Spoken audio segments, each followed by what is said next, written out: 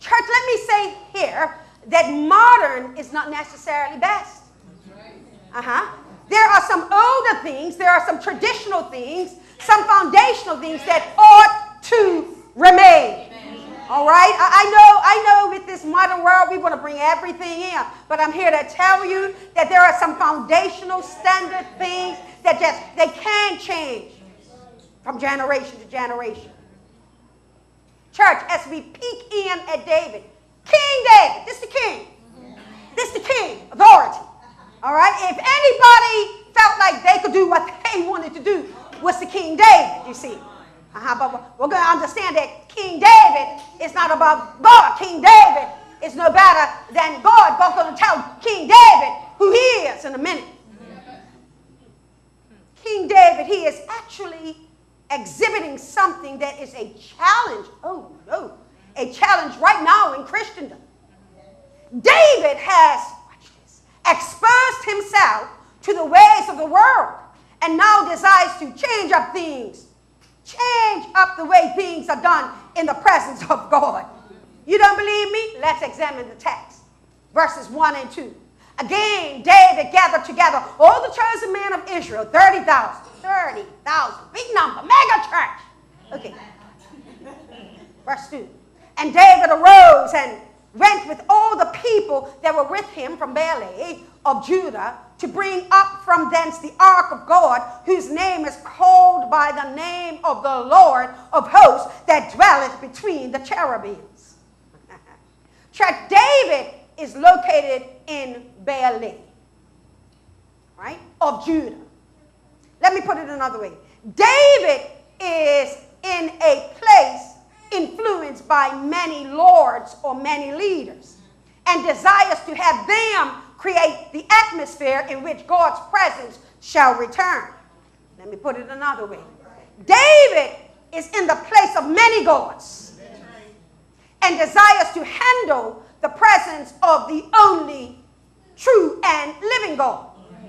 His hands have been touching the wrong things. His life has been exposed to a whole lot of stuff. Got a lot of experience out there now. Now he wants to come in and dictate how the presence of God ought to be.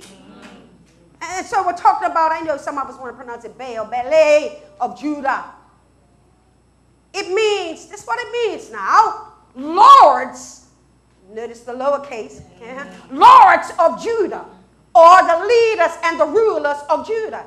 Can I tell the people of God right now, that the reason not only Bermuda, but America, indeed, every place in the world is in trouble is because we have leaders who are beckoning, who are listening to the lords. They're listening to Baalah of Judah. They're lowercase lords. They haven't really called on the church of the living God to decide, how should we handle this people? How should we move? How should we move in this situation? Oh, wouldn't Bermuda be in a different place if 2 weeks ago the leader of Bermuda had sought the church proper? Had sought the, watch this now, don't miss this, had sought, okay, catch. If he had sought the church of those who were bothered.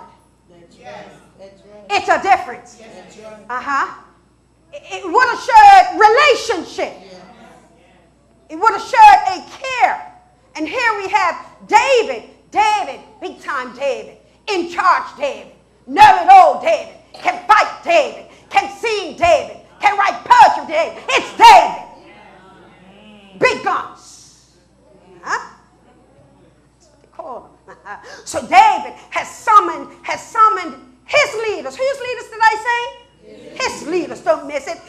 He summoned his leaders or his lords. Lower out. His lords to collect the Ark of the Covenant, where the Lord, capital L, capital O, capital R, capital D, dwells between the cherubims. Let me pause here and tell you something. I don't care how many lowercase lords you have. You will never be able to touch the presence of the Lord who dwells between the cherubims, whose presence is in the midst of the Shekinah glory clouds. Listen to where our God is. Listen, Ezekiel 37:16. Oh Lord, oh there it is, of hosts, God of Israel, that dwelleth between the cherubims. Thou art the God, even thou alone of all the kingdoms of the earth. Thou hast made heaven and earth. You mean, David, just because you're in a certain position, you think you can boss around the one that made the heaven and the earth? My Lord. You think because you have people at your beck and call who are going to say and do what you want them to do, that you can go and bypass the one who made the heaven and earth? I got some news for you. Not new news for me, but I got news for Bermuda, that you will never be able to override the authority of God.